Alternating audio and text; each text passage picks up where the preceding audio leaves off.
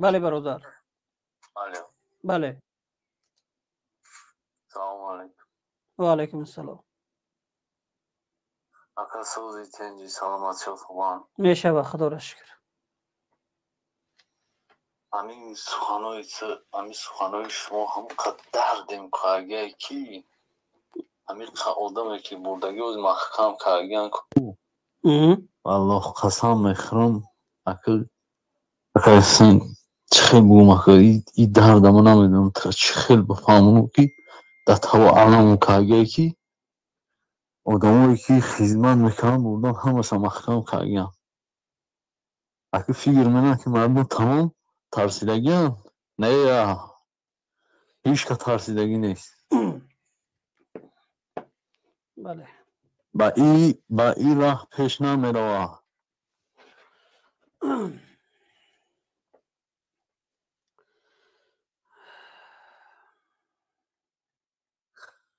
با خدا همون علم و کارگاه چنده بگوین همون کسایی که خدمت کردن همون را بلایی باشنوندگیان بگناه خدمت کردی شیش برای چی همون سخن تو دمی سری من مایست است که برای خدمت نیتو کرده ایسان مردم همون ششته ایسان همین خدمتی که در الله نکردی همین تا میشینی این درد باید مردم درد کنن مردم یهو دانو جستایگان که ما در درونیم نیکی مردمی که در بیرون این درد نمینن در درون چی گم رفته ایسا این گپ هم میترسن بگن نیکی ما میگیم برای دوشک داری میگیم.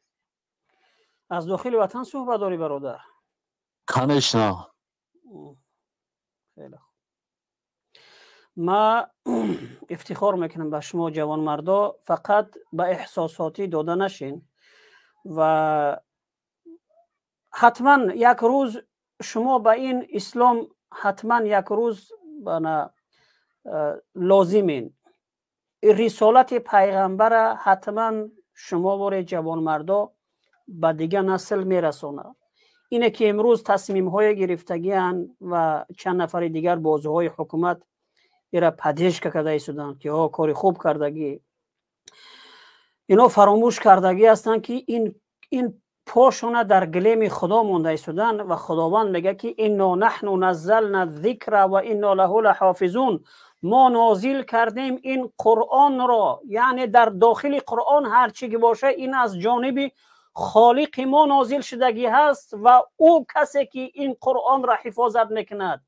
شما کسایی که امروز مخلوقن که از یک آبی منی به دنیا آمدگی هستین که حتی اگر در کرتب غلطین نجاستین که به نماز میکنین از اما آب شما را خلق کردگی است. شما به این اندازه شما مغرور و متکبر شدین که بر ضد خدا قانون قبول کردگی هستین. ایرا مطمئن باشین که شما جنازه حکومتتان خواندین. ما در این ایمان دارم که جوان مردایی که در داخل تاجیکستان قرار دارند در بیرون قرار دارند این شب روزها دلشان ترکیده شده است. اما من میدونم که حکومت رحمانوف این کار به اون خاطر کرد که دوباره به جهان نشان بده که تاجیکستان این گونه انسان‌های داره که افراطگر و تروریست و فلان و فلانند. اما شما خیلی صبور باشین و این چیز با برنامه پیش می روه. اول عالمایی که امروز در بیرون قرار دارن اونها امروز یک کمتر قدم به میدان ماندگی هستن. من میبینم. خوش به حالتون. همون خشتگی یا فکر کنن که ما مثلا خم ترسمه همون که کلمه که دا لیسید داوید خدمت کرد همون رو شنوندم. خوزه همون رو شنوندگیم. بله. سلافی و همیتری شو زدگیم. بله. انا که درد کنن که بیسکی ایجاد چی گفت کلمه خدمت کرد همون رو شنوندگیم. بله. سلامت باشی برادر. دعوت زنده باشی. خدا نگهدارت.